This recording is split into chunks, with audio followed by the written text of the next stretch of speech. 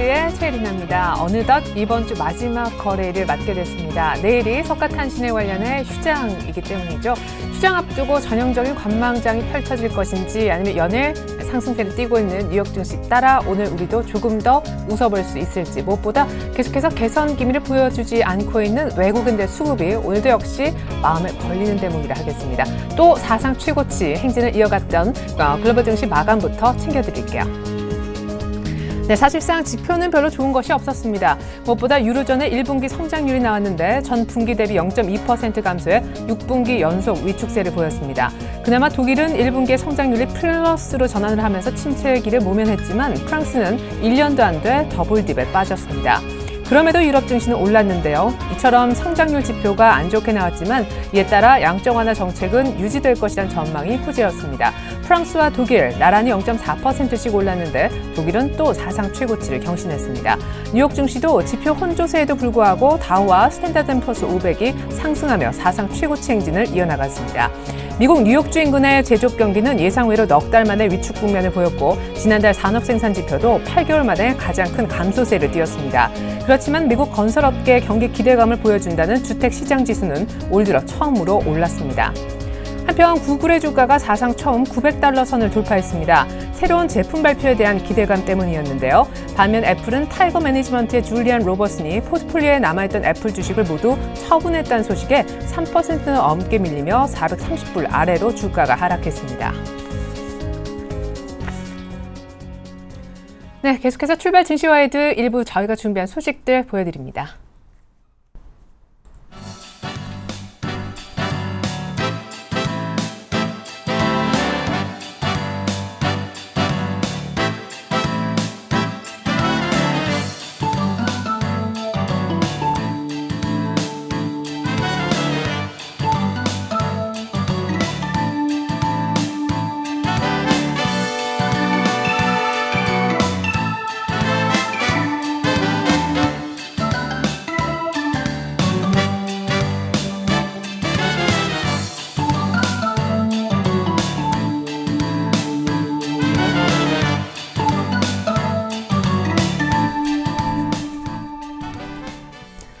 네, 이제는 시초가 공략주 알아보겠습니다. 메리츠 종금증권 강정원 부장님 연결할게요. 안녕하세요. 네, 안녕하세요. 네, 당초 금요일날 언제나 이제 지난 한 일주일 정도 종목들 AS 해주시지만 내일 휴장 관계를 오늘 좀 부탁을 드려봅니다. 무엇보다 전일 시초가 공략주였던 크루셜텍 장 마감 이후 실적이 나왔던데 리뷰해 주셨으면 좋겠고요. 서울반도체 잊을 수 없는 종목인데 AS 역시 들어보겠습니다. 네, 크루셜텍은 일단 어제 좀 주가가 좀 보합권에 마감을 했는데요. 올해 실적 전망치 지난해 적자에서 올해 1, 4분기 때 실적 제가 사실 지금 확인을 좀 못했습니다. 못했는데 일단은 2분기 이후에 BTP 옵션 지문 인식을 할 수 있는 오토 트랙패드 출시가 좀 전망되고 있는 상황이기 때문에 크루셜텍 계속 관심 가질 필요가 있겠다라는 말씀드리겠고요. 올해 전망치가 과연 1, 4분기 실적 이후에 실적 턴 어라운드를 전망하고 있기 때문에 그 부분에 대한 상승 보시면 되겠고요. 저가에서 충분히 가능하다라는 판단을 계속 하고 있습니다. 단기적으로는 11,400원 제가 제시한 손절가 하야하지 않는다면 보유 전략 제시해드리겠고요. 그 외에 서울반도체는 제가 계속적으로 올 하반기 이후까지 계속 관심 갖자는 말씀드렸습니다. 지금 단기 고점이긴 합니다만 35,000원까지는 유지를 좀 해보도록 하겠고, 이덴텍이 강세를 보였습니다. 이덴텍 제가 지난번에 적 포인트 말씀드렸을 때 적정 밸류에이션 14,000원대까지 지금 현주가 PER 5배 정도 수준밖에 안 되는 상황이라고 말씀드린 바 있는데 어제 강한 상승을 보였습니다. 저희가 지금 목표가 11,500원, 12,000원까지는 충분히 달성할 것으로 보여지고요. 이후에 15점 이후에 다시 한번 주가 레벨업 될 가능성이 많은 그런 종목으로 이덴텍 역시도 계속 관심 종목으로 보시기 바라겠습니다. 네, 그래요. 이덴텍이 또 조용한 것 같더니 전일 7% 급등했습니다. 그렇다면 오늘 시초가 공략 종목으로는 어떤 종목 준비하셨습니까? 네, 오늘 어제 미국 시장 애플 주가가 좀 많이 빠진 모습을 나타냈는데요. 네. LG세미콘을 제가 준비를 했습니다. 애플과 관련이 있는 그런 회사이기 때문에 먼저 그 부분 먼저 말씀드리겠고요. LG세미콘은 LG계 그룹입니다. 그래서 디스플레이용 영상 표현 장치인 DDI와 CIS 이라는 플래시폼 등을 전문으로 하는 반도체 호응종 업체고요. 주 거래처는 실리콘웍스, 매그너치, 동부하이텍, 최종 수요처는 LG 디스플레이라고 보시면 되겠습니다. LG 디스플레이 매출 의존도가 80% 수준이고요. 시장 점유율 70%. LG 그룹 내에는 경쟁사가 없어서 시장 점유율이 높은 그런 회사라고 보시면 되겠습니다. 투자 포인트는 두 가지를 둘 수 있는데요. 첫 번째는 아이패드 출시 수혜입니다. 사실 애플의 아이패드 미니가 출시가 연기됐습니다. 올 하반기로 연기가 됐는데 2012년 아이패드 물량 확대와 신규 거래처 확보로 인해서 캐파 증가를 했습니다만 이 아이패드 미니 출하량 증가가 뉴 아이패드의 수요를 줄이면서 실적 전망이 좀 악화되는 그런 모습을 보였습니다. 전방 업체인 실리콘웍스가 2분기 이후부터 이제 주문을 받을 것으로 예상되고 있는데 애플의 사실 주가 부진의 원인은 아이폰에 대한 성장성에 대한 의문이 좀 있는 상황이고 하지만 태블릿 PC에 대한 시장 성장성은 좀 여전히 높은 그런 상황으로 좀 보여지고 있는 상황입니다. 그래서 현재까지는 아이폰 물량을 받지 않은 상태라고 좀 알려져 있는데 이 태블릿 PC 수요 증가로 인해서 이런 아이폰 신규 거래처 확보를 좀 기대해 볼 수 있는 그런 회사라고 보시면 되겠고요. 10인치 웨이퍼 펌핑이 가능해지면서 최근에 비메모리 칩 수용도 가능해진 상황입니다. 그래서 이 디스플레이 고화질에 따른 수혜도 볼 수 있는 그런 종목이 LG세미콘이고요. 올해 실적은 전체적으로 매출액은 1,750억, 영업이익은 350억을 전망하고 있고 순이익도 108% 증가한 250억을 전망하고 있습니다. 그래서 올해 주가 수준 대비해서 지금 PR 6.2배 정도 수준밖에 안 되는 상황이고요. 전체적으로 지난해 실적뿐만 아니라 전체적으로 결정 밸류에이션 PER 10배 정도 보더라도 회사 측에서는 가이던스를 EPS 492원, PER 10배를 적용하죠. 4,900원대 밸류에이션 력이 있는 그런 종목으로 좀 판단되어집니다. 그래서 10월달 정도에 아이패드 미니가 출시가 예상된다면 2, 4분기, 3, 4분기 이후부터 주문이 시작되면서 이 신규 공장 가동도 본격화될 것으로 전망을 하고 있기 때문에 역시 이런 부분과 최근의 수급적인 부분에서 일단 외국 기업에서 들어오지는 않습니다만 단기 모멘텀이 좀 된 모습이 아닌가 싶어서 오늘 시초가 공략주로 LG세미콘을 제시하도록 하겠습니다. 네, 그러면 아까 이제 1분기 저점이라고 하셨었는데 턴어라운드 종목이라고 이해해도 되는 건가요? 가격 설명도 들어보겠습니다. 네, 일단 그렇게 좀 봐야 될 것 같고요. 하지만 아이패드 미니 출시가 과연 10월달 정도 예상되고 있습니다만 과연 언제까지 연계될지 좀 확인해 볼 필요성이 있을 것 같고요. 역시 일단 당일 모멘텀이 좀 있었기 때문에 시초가로 매수 효과를 좀 드리겠고 목표가는 3,800원, 3,850원 한 주가 대비해서 한 6, 7% 정도 목표로 좀 들어가시고요. 3,350원으로 한도가를 제시해 드리겠습니다. 3,350원 하면 시에 즉시 손절로 들어가시기 바라겠습니다. 네, 감사합니다. 오늘 시초가 공략 종목 반도체 후공정 업체 애플양 기업인 LG세미콘이었습니다. 설명 잘 들었습니다. 네, 고맙습니다.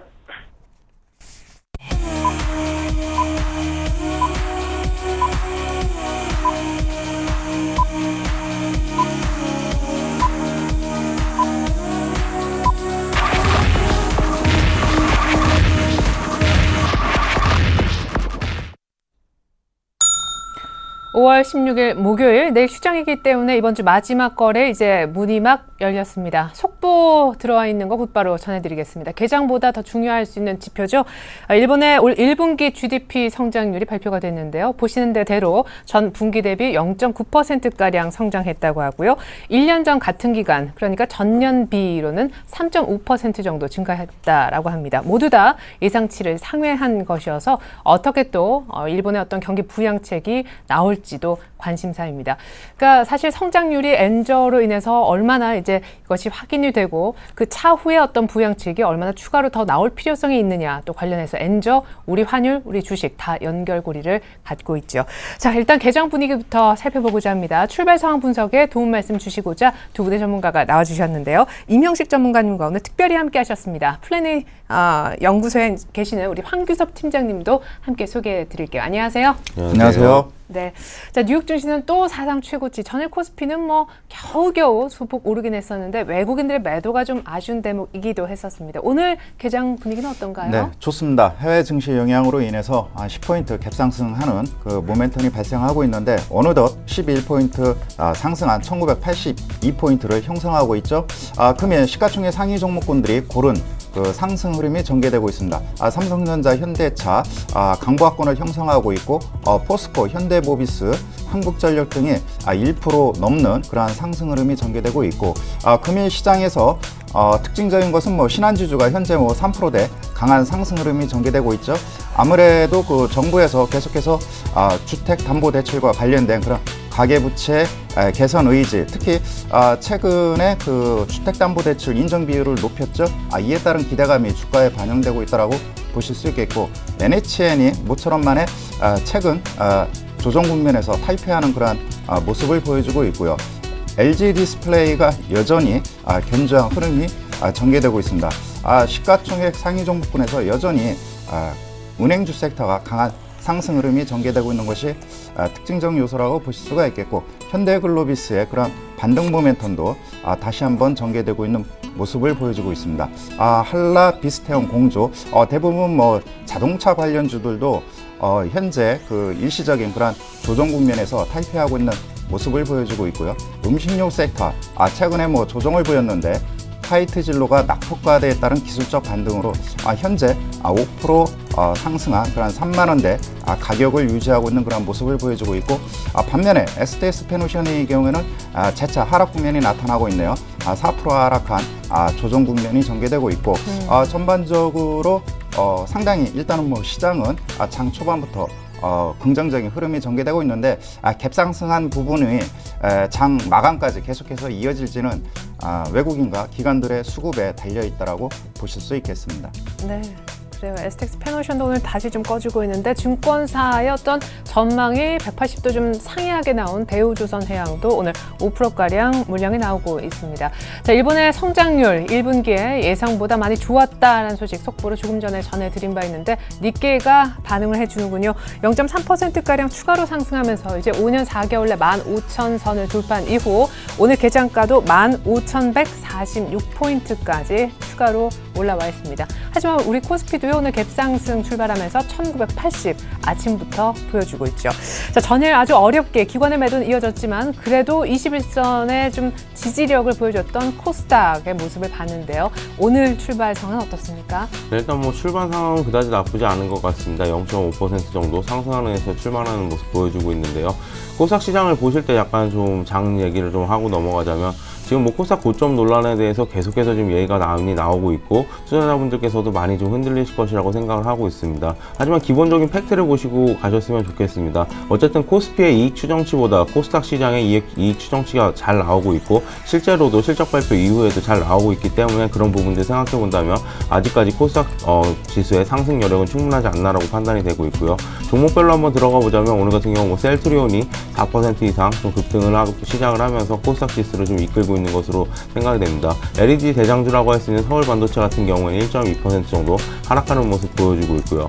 그리고 뭐 휴대폰 부품주 얘기를 빼놓을 수 없을 것 같은데, 휴대폰 부품주가 이번 주 월요일, 화요일 매우 좀 약했습니다. 기관의 차익 매물대라고 보시면 될 것 같은데요. 특히 연기금이라든지 수신권, 그리고 기타 금융 쪽에서 들어왔던 물량들은 모두 거의 다 나갔다고 보시면 될 것 같은데, 뭐 수치상으로 본다면 4월달에 기관이 코스닥에서 지금 매수했던 금액이 5천억 원이 좀 넘어가는데, 무려 반 이상 되는 물량이 좀 이틀 동안 나갔다고 보시면 될 것 같습니다. 그런 부분들에서 많이 올랐던 휴대폰 부품주가 많이 빠졌었는데 어제 좀 반등을 했고, 오늘 같은 경우에도 약간 좀 반등하는 모습 보여주고 있다고 보시면 될 것 같고요. 파라다이스 같은 경우에 2% 정도 상승하는 모습 보여주고 있고, 그리고 이제 뭐 바이오 관련주 중에서는 차바이오행 같은 경우에 어제 같은 경우에는 물적 분할에 대해서 좀 얘기가 나왔었는데, 네. 지금 같은 경우에는 약간 좀 보합선에서 머물고 있고, 메디포스트 같은 경우에가 4.5% 정도 상승하는 모습 보여주고 있다고 보시면 될 것 같습니다. 전자결제 관련주로 가보시면 KG 모빌리언스 같은 경우에만 1.8% 정도 상승을 하고 있고, 다나 같은 경우에는 1% 내외 상승폭, 그리고 나머지는 보합선에서 좀 머무르고 있다고 보시면 될 것 같습니다. 게임주 같은 경우에도 뭐 네오이즈 게임주가 1.6% 정도 상승을 하고 있고요. JC가 상당히 요즘 좀 강했었는데 오늘 같은 경우에 2% 정도 조정 들어오는 모습이 좀 특징이라고 보시면 될 것 같습니다. 네. 그래요. 셀트리온은 오늘 굉장히 강하게 또 시세를 내는 날인데요. 자, 코스피, 코스닥 모두 다 빨간불. 코스피는요, 1984까지 올라왔고요. 외국인이 장 초반에 오히려 기관보다 더 많이 사고 있습니다.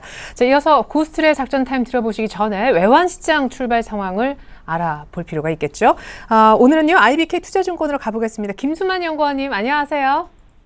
네, 안녕하십니까. 네, 자, 각국의 이제 1분기 성장률들이 나오고 있는데 유로존은 별로 분위기가 안 좋더라고요. 반면에 일본은 조금 전에 나오는 거 보니까 예상보다 많이 경제가 좀 탄탄했다라고 하는데, 오늘 외환시장도 이런 뉴스들 때문에 영향을 좀 받겠죠?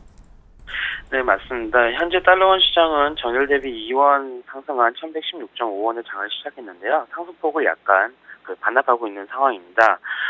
간밤 글로벌 외환 시장에서 유로화는 유로존 경제의 장기 침체 우려 때문에 하락하는 모습을 보였습니다. 유로화는 달러화에 대해 유로당 1.2886달러를 기록하면서 전일 대비 0.0034달러 낮아졌고요. 엔달러의 경우에는 102.25엔을 기록하면서 전일 대비 0.16엔 하락하는 모습을 보였습니다. 일단 1분기 유로존 경제성장률은 전분기 대비 마이너스 0.2%를 나타냈습니다. 이는 시장 예상치인 마이너스 0.1%보다 악화된 것이고요. 개별 국가별로는 독일은 마이너스 성장을 면했지만 성장률이 0.1% 증가하는 데 그쳤고요. 프랑스 같은 경우에는 작년 4분기 마이너스 0.2%에 이어서 1분기에도 마이너스 0.2%를 나타내면서 기술적으로 경기 침체에 빠진 것으로 나타났습니다. 이와 더불어 미국 경제지표 역시도 별로 좋지는 않았는데요. 일단 뉴욕 엠파이어 스테이트 기업 여건 지수가 전월에 3.05에서 마이너스 1.43으로 하락을 했습니다. 지수가 마이너스를 기록한 것은 지난 1월 이후 처음 있는 일이고요. 또한 4월 미국 산업생산 역시 유틸리티 부분 생산 약화로 0.5% 하락한 것으로 나타났습니다. 다만 5월 주택시장 지수가 전월 수정치인 40일보다 상승한 44로 상승하면서 어느 정도 미국 경제지표는 보합권을 보였습니다. 한동안 정책 모멘텀 자체가 없는 상황이기 때문에 주요국의 환율 변동은 주요국 경제지표에 따라서 움직일 것으로 보고 있습니다. 금일 국내 외환시장 같은 경우에는 최근 달러원 환율이 달러엔 환율 움직임과 연동되는 모습을 보이고 있는데요.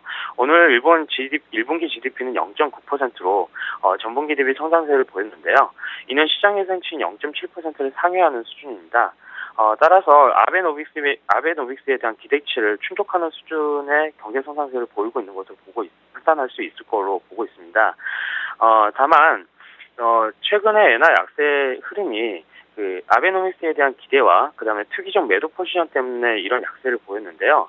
일본 경제가 양호한 모습을 보이면서 엔화 약세 흐름이 당분간은 둔화될 것으로 보고 있습니다. 예, 그러면 네. 예. 그러면 연동되는 우리 원달러도 이제 급등세는 좀 각도가 늦춰질 수도 있는 거겠네요. 예, 맞습니다. 일단 수급 여건에서 좀 주목할 부분이 있는데요. 1110원대에 진입한 이후에는 수출업체 내고 물량이 조금씩 계속 유입되고 있습니다. 또한 엔화 약세가 둔화된다고 하면은 그간 엔화 약세 흐름에 엔화 약세에 지지를 받아서 원화도 약세를 보였는데요. 그 흐름도 좀 더 약해질 것으로 보고 있습니다. 또한 외환 당국 역시 원화 약세를 외환 당국이 좋지 않게 볼 가능성은 없지만 변동성 자체가 커지는 것은 외환 당국 입장에서도 부담스럽기 때문에 이런 변동성 약한 부분도 외환 당국이 고려할 것이기 때문에 원화 약세도 좀 더 약화될 것으로 보고 있습니다. 네, 그래요. 원달러 전망까지 감사합니다. 무엇보다 오늘 1분 내 GDP 성장률 나왔는데 그에 따른 전망까지 들을 수가 있었네요. IBK 투자증권에 계시는 김수만 연구원님 도움 말씀 있었습니다. 감사합니다. 감사합니다.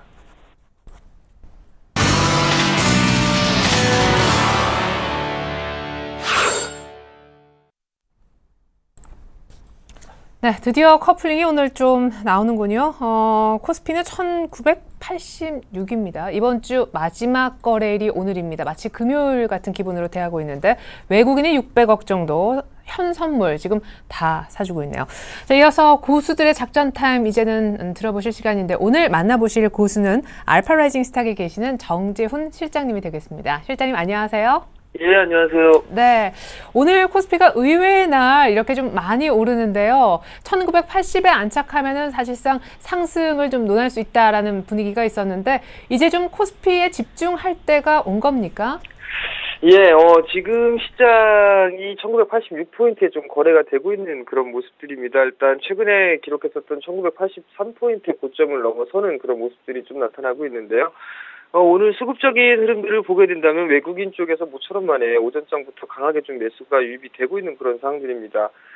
여전히 해외 시장하고는 디커플링이 좀 지속되고 있는 그런 모습들인데요. 이제 점차적으로 어느 정도 해소는 좀 해줘야 되는 게 아닌가라는 좀 생각을 하고 있는 상황이지만 아직까지 좀 이른감이 없지 않아 있다라고 좀 말씀을 드리고 싶습니다. 여전히 뱅가드 쪽 펀드에 대한 물량 부분들이 아직까지 처분이 되지 않았다라고 좀 보시는 게 좀 좋을 것 같고요. 뱅가드 쪽의 물량이 약 70% 정도가 소진이 되고 있는 그런 상황들입니다. 점차적으로 이제 매도에 대한 압박 부분들은 어느 정도 해결이 될 것이다라고 좀 보여지는데요. 6월 동시만기일 전까지는 어느 정도 좀 차분하게 매수를 하거나 아니면은 좀 저점 매수를 기다리는 그런 전략이 좀 유리하다라고 좀 말씀을 드리고 싶습니다. 반대로 이제 코스닥 부분들을 좀 보게 된다면 최근에 많이 올라간 종목군들 중에서도 매도세가 좀 나와주는 그런 모습들이 좀 나타나고 있는데요. 그 부분들은 실적이 좋은 종목군들 같은 경우는 추가적인 상승 시도가 좀 나오긴 하지만 대부분 차익성 매도 물량이 좀 나와주고 있는 그런 상황들입니다. 그리고 실적이 좀 안 좋은 부분들이 나타나게 된다면은 이제 급락을 해주는 그런 모습들이 좀 나타나고 있는데요. 이제는 어느 정도 실적 발표가 끝난 종목군들 위주로 관심을 좀 갖고 보는 게 좀 낫겠다라고 좀 말씀을 드리고 싶습니다. 여전히 지금 현재 선물 260.15포인트를 좀 기록을 해주고 있는 그런 모습들인데요. 오늘 끝나고 나면 이제 연휴로 좀 돌입을 하겠죠. 그렇게 된다면은 굳이 지금 자리대에서 따라 들어가는 그런 전략은 다소 좀 무리가 있을 것이다라고 좀 생각을 합니다. 그럼 이제 여기에서 종목에 대한 부분들을 좀 살펴봐야 되겠는데요. 최근에 많이 올라갔던 종목군들 같은 경우는 매도 물량이 좀 출회가 되고 있고 연기금 쪽에서도 코스닥 시장은 매도가 나와주고 있는 그런 상황들이고 이 부분들이 거래소 쪽으로 좀 이동을 해주고 있는 상황들입니다. 거래소에 있는 섹터들을 보게 된다면 많이 빠져있는 종목군들이 움직이는 그런 모습들이 나타나고 있고요. 코스닥 시장도 마찬가지로 밀려있는 종목군들이 상승을 해주고 있는 그런 모습들입니다. 예를 들어서 철강 섹터의 흐름들을 보게 되면 현대비엔지스 같은 경우도 바닥권역에서 단기적으로 급등을 해주는 그런 모습들이 나타나고 있고요. 게임주인 JC 같은 경우도 바닥권역에서 상승을 해주는 그런 모습들이 나타나고 있습니다. 결국 여기 이 부분들에서 수급적인 측면을 좀 보게 된다면요, 연기금 쪽에서 새로운 포트에 대한 교체 부분들로 인해서 새롭게 매수를 해주고 있는 종목군들이 탄력적으로 좀 움직인다라고 좀 보셔도 좋을 것 같습니다. 이러한 부분들을 보게 된다면은 바닥권역에서 이제 꿈틀거리는 상승 시도 나와주는 그런 종목군들로 일단 관심을 가지면 좋겠다라고 좀 말씀을 드리고 싶고요. 이런 부분들을 이용해서 종목을 좀 보게 된다면 제가 오늘 제안을 해드릴 종목은 영웅철강이라는 기업입니다. 과거에 영웅철강 테마 섹터로 좀 분류가 돼 있었던 그런 종목이었습니다. 신고와 관련돼 있는 그런 섹터로 좀 분류가 돼 있던 테마성 종목인데요. 테마성의 흐름들이 좀 나타나더라도 일단 기본적으로 실적이 겸비가 되는 그런 종목군들이 일단 실적 기반형의 종목군들이 좀 탄력이 나올 수 있다라고 좀 보시는 게 좋을 것 같습니다. 영웅철강 같은 경우는 우선 올해 2013년도 예상 컨센서스가 전년 대비 평균 200% 정도 증가를 할 것으로 좀 예상을 하고 있는 그런 상황들입니다. 실적이 적자 기업이 아니라 꾸준하게 좀 실적이 나와주고 있는 그런 모습들이 나타나고 있기 때문에 어느 정도 이 저평가의 모습들을 기록을 하고 있다라고 좀 보셔도 좋을 것 같고요. 그다음에 우량한 좀 자회사를 보유를 하고 있는 그런 상황들입니다. 그렇기 때문에 어느 정도 이 올해부터 국제회계 규제 도입이 되게 된다면 자회사에 대한 지분법 평가 이익도 반영이 될 수 있는 그런 부분들이기 때문에 일단은 관심적으로 놓고 봐야 된다라고 좀 말씀을 드리고 싶습니다. 과거에서 지난 3년간의 실적을 보게 된다면 아마도 2013년도 실적이 가장 좋을 것으로 예상을 하고 있는 그런 상황들이기 때문에 지금 현재 구간은 저평가 구간이다라고 좀 보셔도 좋을 것 같습니다. 기술적인 흐름들을 좀 보게 된다면 바닥권역에서 이제 탈피를 해주고 난 이후에 재차 상승 시도가 좀 나오려고 준비를 하고 있는 그런 상황들입니다. 그런 상황 속에서 지금 이제 전고점에 대한 매물 소화를 해주고 있는 그런 모습들이 나타나고 있고요. 이러한 매물 소화를 거친 뒤에는 재차 상승 시도가 좀 나올 것이다라고 좀 보셔도 좋을 것 같습니다. 가격적인 전략을 좀 말씀을 좀 드리도록 하겠는데요. 지금 현재 2255원권역에서 거래가 되고 있는 그런 상황들입니다. 지금 현재 자리에서 2200원짜리까지는 충분히 분할 매수 자리다라고 좀 보셔도 좋을 것 같고요. 목표가는 조금 크게 잡았습니다. 단기적인 종목으로 좀 보는 것보다는 좀 여유 있게 보시는 전략이 유리하겠다라고 좀 말씀드리고 싶고요. 목표가는 조금 더 넘어서서 3,000원 정도를 좀 제시를 해드리도록 하겠는데요. 작년 최고가 부분이죠. 그 정도를 좀 보시면 좋을 것 같고요. 목표가 손절가는 최근에 돌아서는 241선과 21선이 자리한 2,000원이 이탈되는 흐름들이 나타나게 된다면 손절로 좀 대응을 해 나가도록 하겠습니다. 네, 감사합니다. 턴어라운드 가시화되는 종목인 영흥철강 3,000원 목표가 잡아주셨습니다. 정전 실장님의 작전 타임까지 들어보셨고요. 계속해서 출발 키포인트 브리핑이 이어집니다.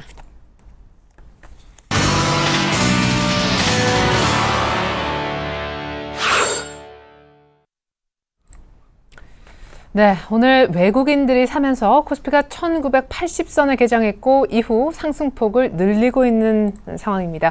먼저 이제 거래소 쪽 특징주부터 살펴볼 텐데 오늘 아까 이제 조금 전에 짚어주셨지만 펜오션이 조금 부진하고요. 사실상 조선주 중에서 현대미포만큼이나 많이 좀 올랐던 대우조선해양도 오늘 5%나 떨어지고 있습니다. 분위기가 안 좋은 쪽도 있는데 뭐 MSCI 편입 기대감, 뭐 편입됐다 소식 때문에 오르는 종목도 있고 무엇보다 DSR, 코스피 신규주 얘기로 시작했으면 좋겠어요. 오늘도 잘하면 상한가 또 가겠는데요. 네, 그 뭐 강세 국면이 전일에 이어 금일도 이어지고 있는데요. 다만 그 외국인과 기관 쪽에서 차익 매물이 전일 나타났습니다. 신규 종목군들의 경우 상장하게 되면은 일단은 뭐 한 6개월 동안 보호 예수 물량에 잠겨 있기 때문에 단기적으로 뭐 탄력이 나타나고 있지만 그쪽에 해당되지 않는 일부 물량들의 경우에는 현재 그 출회되고 있는 걸로 알고 있습니다. 그렇기 때문에 이 종목의 경우 공모가 대비 뭐 전일 40% 이상, 50% 이상 현재 급등하고 있는 그런 상황에 놓여 있기 때문에 현재 시점에서 뭐 추격 매수하기는 좀 부담스러운 요인이고요.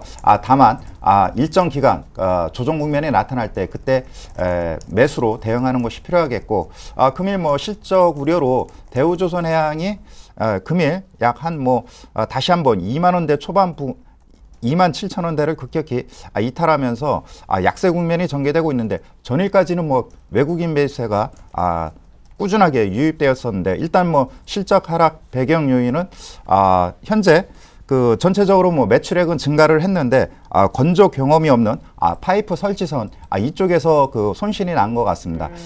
그렇기 때문에 이쪽 부분의 경우에는 뭐 경험을 이제 쌓는 그런 수준에 놓여 있고 하반기 해양 플랜트 수주 모멘텀에 기대를 걸고 있는 것 같습니다. 또한 기술적 분석상 최근에 낙폭과대에 따른 기술적 반등이 가파르게 상승한 거에 대한 그런 뭐 반락 국면 정도로 이해하고 대응할 필요가 있겠고요. 계속해서 뭐 엑슨모빌이라든가 이쪽에서 LNG선 해양 플랜트 투자를 재개하고 있기 때문에 조만간 뭐 계속해서 수주 모멘텀은 발생할 것으로 보여지고 중요한 것은 그 21선인 한 2만 5, 6천원대에서 일단 뭐 눌림목 조정이 안정적으로 이루어지느냐 이 점을 체크해 볼 필요가 있겠고요. 전반적으로 뭐 조선 섹터 모멘텀은 상승적으로 전개되고 있다라고 보실 수가 있겠고요. 금일 그 한라비스테온의 경우 장 초반부터 신고가가 나타났는데 금일은 뭐 재료 노출에 따른 이러한 영향으로 33,000원대에서 가격 조정을 받고 있는데요. MSCI 이쪽에 대한 그런 편입 기대감이 반영이 되면서 강한 상승 흐름이 전개되고 있다라고 볼 수가 있겠습니다. 보통 그 지수 변경에 따른 그러한 뭐 유동성 개선 이러한 것들이 긍정적으로 작용하고 있는데 한라비스테온 공주의 경우에는 최근에 그 실적도 상당히 그 개선되고 있는 그런 추이를 보여주고 있습니다. 특히 그 실적에 따른 그런 펀더멘탈이 주가에 반영되고 있다라고 볼 수가 있겠고 금일 뭐 일단 33,000원대에서 조정을 받는 그런 모멘텀이 전개될 것으로 보여지고요. 역시 뭐 하이트 진로라든가 낙폭과대에 따른 뭐 기술적 반등 종목군들의 경우에도 실적이 뒷받침되는 종목군들이 강한 그 수급 개선 요인과 함께 반등 모멘텀이 나타나고 있기 때문에 일단은 뭐 실적주로서 포커스를 맞추고 대응할 필요가 있다라고 여겨집니다. 네. 한라비스테온 공조와 하이트 진로는 MSCI 지수 편입 호재 때문에 오늘 또 오르고 있다는 얘기 들어봤습니다. 그리고 전일 사실은 좀 조용히 눈에 띄는 그러나 주가 흐름을 보였던 LG 이노텍이요. 오늘도 추가적으로 3%가 더 오르면서 지금 10만 원을 코앞에 두고 있습니다. LED 쪽이 분위기가 좋아요. 네, 그 LED 뭐 공장 가동률이 뭐 50%대, 하반기에는 뭐 60, 70%대까지 육박할 것으로 보여지고요. 네. 특히 그 가전업체들의 경우에는 일본 경쟁업체들의 수익성 개선으로 경쟁 구도에서 좀 밀리지 않겠나 이런 우려감이 있었는데 다행히 금일 소식에 의하면 LG 이노텍의 경우에는 일본 업체들과의 뭐 경쟁 관계에서 NIX의 요인이 그렇게 뭐 불리하게 작용하지 않을 것이라는 그런 소식과 함께 오히려 1,300만 원 화소 이쪽에 대한 카메라 모듈 정상화 이런 것들이 뭐 더불어서 주가에 단기간에 긍정적으로 반영되고 있다라고 볼 수가 있겠습니다. 중요한 것은 현재 그 IT 섹터를 제외하고 기관의 그런 자금이 집중될 만한 섹터 요인들이 별로 없습니다. 그러다 보니까 LG 이노텍 쪽으로 강하게 그 자금이 유입돼 있다라고 보실 수가 있겠고, 이러한 현상은 당분간 지속될 가능성이 크다라고 보실 수가 있겠습니다. 네, LED가 대세긴 대세인 것 같습니다. 자, 이번에는 코스닥을 한번 볼 텐데, 전일 어렵게 반등하고 오늘 추가적으로 그래도 상승을 더 주는 코스닥입니다. 자, 그러면 코스닥에는 또 LED 주가 어떤지, 오늘 또 셀트리온은 왜 이렇게 또 급등을 하는지. 일단 뭐 셀트리온 얘기부 잠깐 하고 넘어가자면, 일단 뭐 재상장 이후에 지금 뭐 55,000원대 주가 가격대가 지금 뭐 30,000원대 초반까지 내려와 있는 가격대라고 보시면 될 것 같은데요. 뭐 최저가는 26,000원 선까지 내려왔던 적이 있었습니다. 하지만 이런 부분들은 계속해서 뭐 시장에서 우려해왔던 부분들이 제가 보기에는 아직까지 해결이 됐다고는 생각하지 않습니다. 그 당시 급락할 때 있던 부분들이 그런 문제점들, 뭐 회계 처리 부분이라든지 법적 문제라든지 회장의 의도라든지 대주주의 의도겠죠. 자회사 문제라든지 이런 부분들이 완벽하게 해결이 됐다면 주가는 회기를 해야 되겠죠. 계속해서 코스닥 시장에서는 공매도 세력에 대한 제한과 그리고 이제 코스닥 시장 활성화가 되면 어차피 또 이제 코스닥 시장에서 또 제약 조건들이 좀 생기거나 완화되는 부분들이 있을 텐데, 이렇게 좋지 않은 공매도나 이런 부분들에 대해서는 분명히 제약이 생길 겁니다. 그런데도 주가가 이렇게 반등을 크게 하지 못하고 있다는 이유는 오늘 같은 경우에 뭐 3.8% 정도 상승을 하고 있지만 낙폭에 비하면 뭐 그다지 그냥 바닥권에서 놀고 있는 흐름이라고 보시면 될 것 같은데, 뭐 외국인의 매수세가 조금 유입이 되고 있어서 약간의 좀 상승을 보이고는 있지만, 이 정도는 뭐 그냥 쇼커버링이랑 그런 부분에 의한 상승이 아닐까라고 생각이 되고요. 기본적인 근본적인 회계 처리 문제라든지 그런 부분이 투명화되기 전까지는 정고점을 가기엔 조금 힘들다고 좀 생각을 하고 있습니다. 오늘 같은 경우에 저희 같은 경우에 뭐 계속해서 앞서도 말씀드렸지만 뭐 코스닥 시장 활성화 때문에 뭐 창투사가 큰 폭의 상승을 좀 보였었는데, 오늘 같은 경우에는 뭐 제미니 투자 정도만 10% 정도의 상승을 보이고 있고요. 나머지 뭐 우리기술 투자라든지 에이티넘 인베스트라든지 SBI 인베스트먼트 같은 기업들은 모두 좀 낙폭을 좀 키우고 있는 모습 보여주고 있다고 보시면 될 것 같습니다. 네, 그리고 정말 전일 큰 시장에 화제가 됐었던 종목, 중국 식품 포장 4,500원의 공개 매수, 자진 상패 위한 어떤 과정이었었는데 거의 다 가격이 온 것 같아요. 그리고 오늘 투비소프트도 뭐 100% 무중이기 때문에 상한가. 두 종목 다 뭐 작은 종목이기 때문에 뭐 시장의 관심을 그다지 받지 못하다가 어제 뭐 공시들로 인해서 좀 주목을 받고 있다고 보시면 될 것 같습니다. 먼저 중국 식품 포장부터 말씀을 드리도록 하겠습니다. 중국 식품 포장을 말씀을 드리기 전에 이제 중국주 전체를 좀 말씀을 드릴 텐데요. 중국주 전체가 뭐 상장 폐지된 종목도 두세 종목이 있고요. 뭐 이렇게 다시 그렇기 때문에 중국 차이나 리스크로 인해서 많이 좀 하락을 하고, 지금 중국 식품 포장이 이렇게 차트를 지금 볼 때 매우 좀 올라 보이지만 차트를 좀 줄여서 보면은 많이 좀 가격이 내려와 있는 상황입니다. 예전 고점에 비해서는 이렇게 많이 내려와 있는 상황이고, 거의 모든 중국 주식들이 이렇다고 보시면 될 것 같은데, 중국 식품 포장의 이제 의도를 한번 살펴보셔야 될 것 같습니다. 요 며칠 중국 주들이 상당히 좀 좋았죠. 상당히 좀 좋고 상한가도 한두 방씩 나오고요. 상당히 좀 좋은 모습을 보여줬는데, 저 같은 경우에는 개인적으로 이렇게 생각을 하고 있습니다. 중국주 같은 경우에는 이제 시장에 통신주 오르고 더 이상 오를 게 없죠.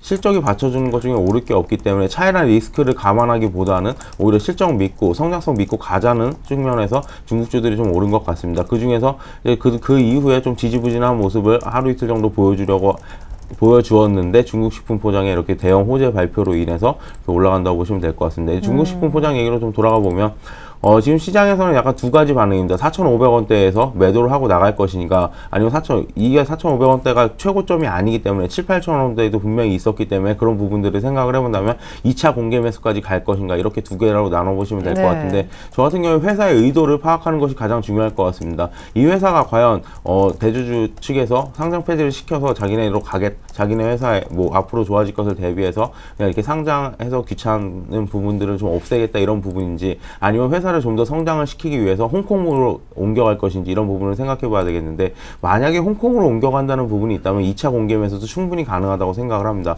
그렇기 때문에 뭐 지금 어차피 지금 보유를 하신 분들이라면 뭐 지금 따라잡을 필요는 없죠. 보유를 하신 분들이라면 나중에 뭐 4,500원에 그대로 팔 수 있는 가격이기 때문에 지금 가격에서 뭐 굳이 던지시거나 이럴 필요는 없고, 끝까지 한번 가져가 보자라고, 상황 보시면서 가져가 보시라고 좀 얘기를 말씀을 드리고 싶고요. 그리고 투비소프트 얘기 잠깐 해드리겠는데, 투비소프트 같은 경우 1분기는 아시다시피 적자가 나왔습니다. 하지만 적자가 나왔는데 뭐 무중 발표로 인해서 1대1 무중으로 해서 지금 뭐 상한가에 지금 올라가 있는 모습 보여주고 있는데, 수비소프트 같은 경우에 그 전에도 좀 상당히 좀 바닥권에서 많이 오른 종목입니다. 상당히 기업 내용이 좋다고 보시면 될 것 같은데요. 적자를 내긴 했지만 그 적자폭이 매우 감소가 되었고요. 이 회사가 하는 일을 생각해본다면 뭐 X플랫폼이라든지 마이플랫폼, 즉 공공기관이나 금융기관에 플랫폼을 제공하는 업체라고 보시면 될 건데, 쉽게 설명을 드리자면 우리가 프로그램을 만들 수 있는 프로그램을 제공한다고 보시면 될 것 같습니다. 그런 프로그램을 만들고 제공한다고 보시면 될 것 같은데, 작년에 뭐 은행주라는 이쪽에서 투자가 많이 없었죠. 그런 부분에서도 적자를 이렇게 소폭 냈기 때문에 올해 이 회사 같은 경우에 예상 매출액을 한 303억 정도, 그리고 영업이익을 한 35억 정도 보고 있는데, 이런 생각을 한다면 지금 뭐 무중 가격을 생각을 한다고 하더라도 향후에도 충분히 더 상승할 수 있는 여력이 있지 않나라고 판단이 되고 있습니다. 네, 그리고 오늘 게임 하이가요. 어닝 서프라이즈 1분기 뭐 매출이 역대 최고였다라고 해가지고 급등하는 반면에 휴비츠가 급락하는 원인도 역시 실적이 안 돼서. 네, 그렇습니다. 뭐 빠르게 말씀을 드리자면 게임하이 같은 경우에 1Q에 지금 최대 매출을 좀 기록을 했습니다. 178억 원 정도 매출을 기록을 했고요. 이익률이 무려 56%입니다. 왜냐면 이게 가장 기여도를 많이 한 게임이 서든어택이라고 보시면 될 것 같은데, 아시다시피 온라인 게임 같은 경우에는 개발도 하는 동안에는 돈이 많이 들지만 업데이트 비용이라든지 이런 부분을 많이 감소하기 때문에 이익률이 이렇게 많이 나왔다고 보시면 될 것 같고, 제 생각에 이제 모바일 게임주 같은 경우에는 계속해서 모바일 게임 같은 경쟁이 심화가 되고 있지만, 온라인 게임 같은 경우에는 어느 정도 승자도 식이 좀 이루어지지 않나라고 판단이 되고 있습니다. 그로 인해서 게임하이가 이렇게 최대 실적을 좀 기록을 한 것 같고요. 그에 비해서 휴비츠 같은 경우에는 상당히 좋게 보시는 분들도 많았는데, 영업이익이 무려 13억 원 정도 나왔고 무려 48%가 좀 감소를 했습니다. 이렇게 해서 좀 하락하는 모습 보여주고 있는데요. 역시나 실적을 보고 좀 가자는 말씀 드릴 수밖에 없을 것 같습니다. 네, 그래도 이제 거의 한가로 시작을 했었는데 빠르게 지금 낙폭을 줄이고 있는 휴비츠라서 다행스럽습니다. 자, 이번엔 이제 수급 특징주 보고요. 두 분의 오늘장 조언까지 확인해 보겠습니다. 먼저 전일 거래소 특징주부터 확인시켜 드릴게요. 네, 거래소 쪽에요. 외국인이 전일 한 400억 정도의 하루 만에 다시 매도세로 돌아서면서 좀 아쉬움을 남겼었잖아요. 어떤 종목을 팔고 샀는지 나옵니다. 자, 산 종목 다시 한번 하루 만에 매도로 돌아섰지만 산 종목은요. 삼성전자 역시 담았고요. 다시 NC소프트 그리고 SK하이닉스, 전일 저희가 산 날도 IT를 집중적으로 샀다라는 얘기 전해드렸었는데, 판 날도 역시 삼성전자와 하이닉스를 담았습니다. 그 밖에 NC소프트, LGU+, 아모레, 퍼시픽이 담겼군요. 그리고 삼성전자 우선주는 다시금 좀 찰실현하는 모습도 나왔네요. 자, 반면에 기관은 어떤 매매를 했을까요? 전일요. 900억 가까운 방어를 해줬던 기관인데, 기관은 삼성전자를 팔았습니다. 대신에 한국전력을 샀습니다. 이제 이 부분만 보면 기관과 외국인의 전혀 다른 180도 다른 매매가 나왔고요. 기관이 산 쪽은 신한지주, KB금융, 은행주 좀 손을 댔군요. 현대중공업, 조선 샀고, 저희가 아까 잠깐 얘기 나눴던 LED 쪽에 LG이노텍, 전일 기관 매수가 많이 유입된 모습입니다. 자, 기관은 이제 삼성전자 코덱스 200 슬쩍 파는데 또 외국인은 슬쩍 삼성전자 들어가요. 네. 외국인이 대형주 사고 지수를 이끈다면은 크게 우려할 사항은 아닌 것 같습니다. 네. 시장 수급은 외국인이 좌우하니까요. 삼성전자 이틀 연속 매수했다는 거에 긍정적인 의미가 있고요. SK하이닉스에 대한 매수가 계속 유입되고 있죠. LGU+, 최근에 경기 방어주 성격의 종목군들도 매수하면서 외국인들의 그 매수가 전일에 IT에 쏠렸다라면 업종별로 섹터별로 다양화되는 그런 모습을 보여주고 있죠. 이 부분이 특징적인 그런 요소라고 볼 수가 있겠고, 기관들의 경우에는 금일 은행주 섹터가 강하게 그 장을 주도하고 있는데, 역시 트레이딩 관점에서 수익률 제고 게임이 지속적으로 전개되고 있다라고 볼 수가 있겠고, LG이노텍 최근 2, 3일 동안 가파른 상승 흐름이 전개되고 있기 때문에 수익률을 높이기 위해서는 기관 매수 종목에 집중해 볼 필요가 있다라고 여겨집니다. 네, 감사합니다. 자, 그러면은 오늘장 조언도 역시 좀 확인을 해보겠는데, 오늘 가장 많이 오르는 종목이 현대상선이 8%, 하이트진로는 무슨 일이 있지만 SK도 4%. 요즘 이렇게 주가가 오르는 종목들은 어떤 개인분들이 보고 이런 특징 있는 종목들이 오르는구나 쉽게 알기가 좀 어려운 것 같아요. 네, 그 현대상선은 예를 들자면 오늘 10% 급등을 하고 있는데, 귀환사채 발행이 무산은 됐지만 두산인프라코어 연구체가 일단은 자본으로 인정이 됐습니다. 유동성 위기에 겪고 있는 해운업종, 전에 간략히 말씀드렸지만 이들 업체들이 유동성 위기에서 탈피할 수 있는 그런 모멘텀이 주가에 반영되고 있다고 볼 수가 있겠고, 현재 그 투자 심리가 살아나면서 업종별 섹터별로 발빠르게 그러한 그 악재에 눌렸던 부분들이 해소되면서 순환 상승이 나타나고 있습니다. 그렇기 때문에 LG, SK, 두산 같은 지주회사들의 경우에도 일단 악재 해소에 따른 그런 기대감으로 인해서 상승 모멘텀이 전개되고 있거든요. 역시 기관 수급이 좌우하고 있기 때문에 순환 상승 차원에서 계속해서 지주회사 관련 종목군들도 뭐 단기적으로 긍정적으로 보고 대응해도 괜찮다라고 보여집니다. 그러면은 코스피는 어떻게 되는 거예요? 코스피의 경우에는 뭐 삼성전자가 가야지만 뭐 다시 크게 갈 텐데, 일단은 뭐 삼성전자를 제외하더라도 시가총액이 큰 은행주 쪽에서 반등인 모멘텀이 나타나고 있기 때문에 지수는 뭐 크게 우려하지 않는다라고 판단이 되고요. 삼성전자의 실적 2분기 상당히 좋게 나올 것으로 예상이 되고, 삼성전자 우선주가 전일 수급도 개선되고 있고 크게 올랐습니다. 본주와의 보통 괴리율이 한 50%대로 유지하고 있는데, 우선주가 6월달 뭐 배당 메리트 때문에 반등했다 하더라도 우선주가 신고가를 나타낸다는 것은 본주의 상승 모멘텀도 다가왔다는 것을 의미하기 때문에 삼성전자 저는 뭐 개인적으로 좋게 보고 있습니다. 네, 아주 재밌는 말씀까지 삼성전자 우선주 괴리율을 통해서 들어봤습니다. 이번엔 전일 코스닥 수급 특징주 역시 확인해 볼게요. 네, 전일 코스닥에는요, 역시 기관의 매도가 계속 이어졌습니다만 외국인들의 매수세가 그나마 있어서 다행이었죠. 외국인이 550억 정도 순매수해줬었는데, 많이 산 건요, 외국인이 어제부터 셀트리온의 반등을 이끌어줬나 봅니다. 서울반도체 계속 이제 사고 있는 모습이고, 윈메이드 어제 상승폭이 제법 컸습니다. 성광밴드 그리고 인터플렉스, 뭐 턴어라운드 아주 대표주인데 외국인까지 입질이 들어갔고요. 매도한 쪽 사실상 5월 들어 연기금이 바이오 쪽 굉장히 많이 정리했는데, 외국인이 어제 차바이오엔 그리고 바이오랜드 역시 팔았군요. 루멘스도 살짝 정리한 것 같습니다. 기관은 계속 팔았었는데 어떤 종목을 더 팔았는지 기관 수급도 한번 보죠. 저는 코스닥에 관한 것인데요. 자, 일단 매수한 쪽을 먼저 보면요. 루멘스 기관은 계속 샀습니다. 인터플렉스 역시 연일 계속 사는 모습. 차바이오에는 기관은 담았네요. KH바텍 계속 끌고 가는 종목이고, 위메이드도 역시 쌍끌이 수급이 들어간 것 같습니다. 자, 간략하게 분석 부탁드릴게요. 일단 뭐 코스닥 수급 자체가 뭐 요새 기관의 매도세가 많이 좀 나오고 있기 때문에 그런 부분에 대해서 기관이 특히 많이 산 종목들에 대해서는 차익 실현이 좀 나오고 있고, 그런 부분에 하락을 좀 염두에 둬야 되지 않나라고 판단을 하고 있습니다.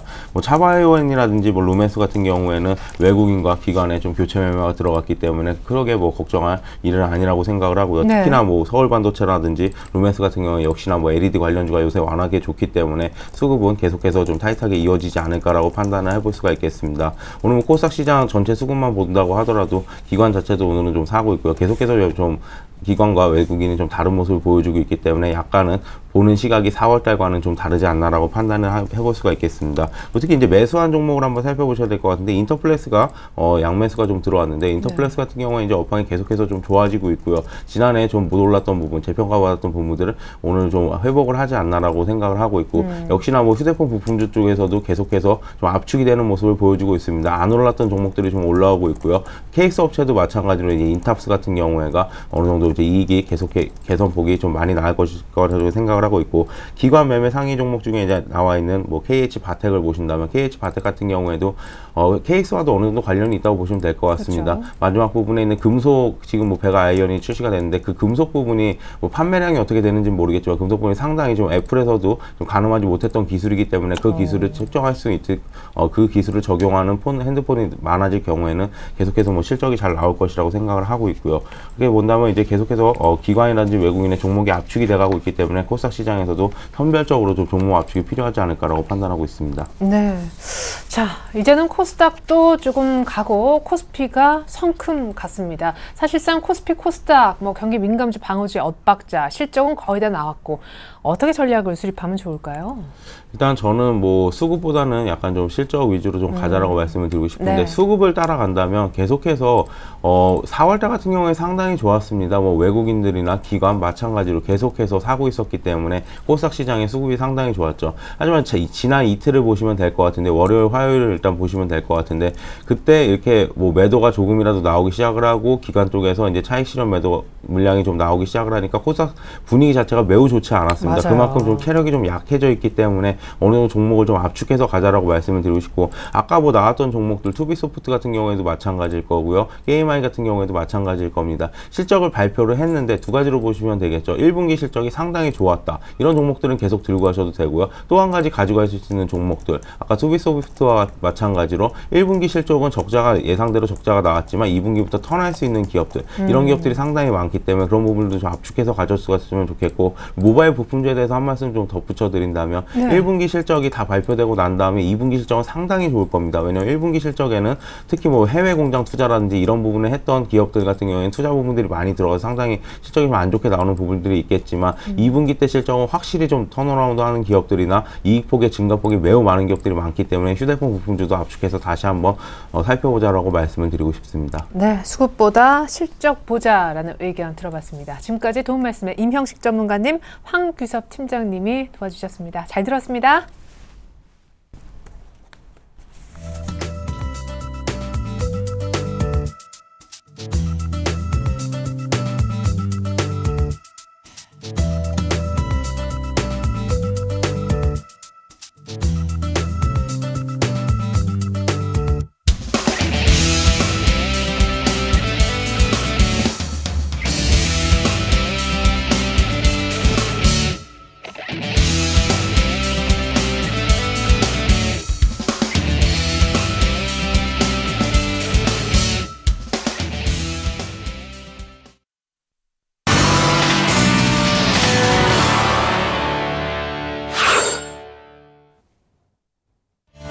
안녕하세요. 주식승천 AS센터 김혜영입니다. 이 시간에는 밤 10시에 방송되는 서울경제TV 간판방송 이 주식승천 멘토들의 포트폴리오를 점검하고요. 또 전일 관심주와 공약주 AS하는 시간도 함께 가져봅니다. 먼저 전일에는 김용준 멘토와 남은우 멘토가 포트 대결을 펼쳤습니다. 먼저 김용준 멘토의 포트폴리오 확인합니다. 네, 김용준 멘토의 포트폴리오입니다. 하이비전 시스템 마이너스권의 수익률이네요. 현재 마이너스 5% 수익률, 의견은 보유입니다. 오늘 신규 편입된 종목으로는 주성 엔지니어링이 있네요. 자, 이어서 남은우 멘토의 포트폴리오 살펴봅니다. 골프존이 10%, LGU 플러스 굉장합니다. 47%대의 수익률 자랑하고 있고요. 이어서 한전기술과 GKL이 각각 6%대의 수익률입니다. 의견은 모두 보유하자라는 의견 살펴주셨네요. 자, 이어서 신규 종목도 살펴봐야겠죠. 김용준 멘토님의 신규 종목부터 살펴보겠습니다. 주성 엔지니어링입니다. 이 향후 태양광 장비 발주의 신성장 모멘텀이 부각되고 있는데요. 현재 매수가가 6,410원, 목표가가 8,000원, 손절가는 5,700원입니다. 자, 이어서 남은우 멘토의 관심주도 함께 살펴봐야겠죠. 오늘 SK하이닉스 추천하셨습니다. 이 메모리 반도체 업체의 호황이 지속될 것이라고 전망되고 있는 가운데 오늘 SK하이닉스 매수가는 29,300원, 목표가 35,000원, 손절가는 28,000원입니다.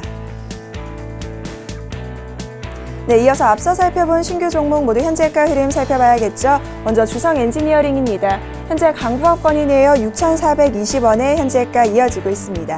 이어서 SK하이닉스도 함께 살펴봐야겠죠. SK하이닉스 역시 강보합권입니다. 현재 29,900원에 거래가 되고 있는데요. 현재 매수가 미도달한 상태입니다. 자, 그럼 이어서 남은우 멘토님 연결해서 이 신규 종목에 대한 투자 전략 자세하게 살펴보죠. 안녕하세요, 멘토님. 예, 안녕하십니까. 네, 현재 매수가 미도달된 상태입니다. 투자 전략 자세하게 살펴주시죠. 예, SK하이닉스 오늘 같은 경우에는 일단 강보 합선 출발하고 있는 모습인데요. 따라가면서 사실 필요는 없는 것 같습니다. 그렇지만 현재 시장 자체의 흐름이 상당히 좀 양호한 상황이니까요. 일단 공략 가격을 29,300원에서 200원만 상향할게요. 그래서 29,500원 정도면 충분히 매수가 가능할 것으로 판단이 되니까요. 일단 29,500원 이하권에서만 접근을 하자 이렇게 말씀해드리겠습니다. 1%란 금액은 크다면 클 수 있지만 또 작다면 작은 수 있는 상황이지만 문제는 심리적으로 또 위축돼서 딸려가는 느낌이 나오면 투자가 실패하는 경우가 많이 있거든요. 그래서 철저히 그냥 29,500원에 이하에서만 매수를 하자. 안 주면은 뭐 새로운 종목은 얼마든지 있다 이런 마음을 가지고 접근하셨으면 좋겠고요. 일단 하이닉스 같은 경우에는 지금 엔화 약세가 나타나고 있는데 엔화 약세가 굉장히 호재인 기업입니다. 웨이퍼 원가가 하락함으로써 최근 1, 4분기 실적이 3천억 이상 좋은 영업이익이 나왔거든요. 2, 4분기 같은 경우는 8천억 정도까지 예상되고 있는 부분이기 때문에 엔화 약세가 우리나라 시장 전반적으로 전부 다 안 좋게 나타나는 것은 아니고요. 이 좋은 종목들도 존재를 한다 이렇게 생각하시면 될 것 같고요. 계속해서 이 반도체 업황 자체가 삼성전자를 비롯해서 이 메이저 군들이 전부 다 설비 투자를 굉장히 좀 보수적으로 진행하고 있다는 것입니다. 그래서 2015년 이후에는 이제 차세대 미세 공정이 필요한 장비 기술이 이제 충분히 개선이 될 것이고요. 그 이후에 공격적으로 투자를 할 것이기 때문에 올해와 내년은 계속적으로 설비 투자가 보수적이거든요. 그래서 반도체 가격 계속해서 상승할 가능성이 좀 크다는 관점에서 하이닉스 추천해 드렸으니까요. 일단 29,500원 접근되면은 매수를 해보자 이렇게 말씀해 드리겠습니다. 네, 엔화 약세 수혜가 기대되는 SK하이닉스 29,500원 매수가 도달하면 매수해보자라는 의견 살펴주셨습니다. 멘토님 오늘 말씀 감사합니다. 네, 감사합니다. 네, 지금까지 주식승천 AS센터 김혜영이었습니다.